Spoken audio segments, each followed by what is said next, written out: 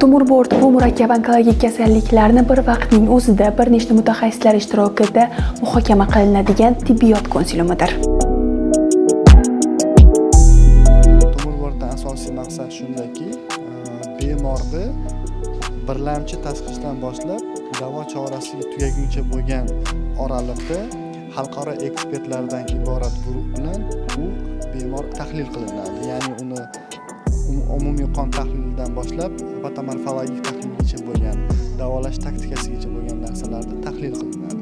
Biz O'zbekistonda birinchilardan bo'lib, bolalar neyronkologiya sohasini rivojlantirish bo'yicha Tumor Board International degan guruh ochganmiz. Unda Avstriyadan, Rossiya davlatidan, Izrail, qo'shni Qozog'iston hamda Amerika Qo'shma Shtatlaridan va bizani mahalliy mutaxassislar bilan birgalikda 20 dan ortiq multidisiplinar jamoadan iborat bo'lgan mutaxassislar Tumor Boardda qatnashadi.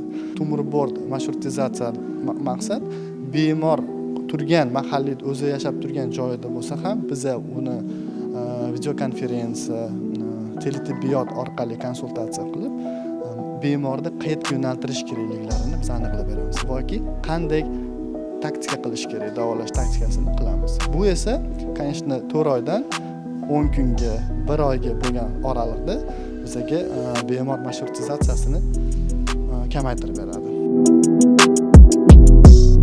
Bugun markazda tumor bo'rdi yig'ilishi bo'lib o'tmoqda. Ushbu yig'ilishda 15 yoshli bemorning holati ko'rib chiqilib, keyingi davolash usullari belgilanadi.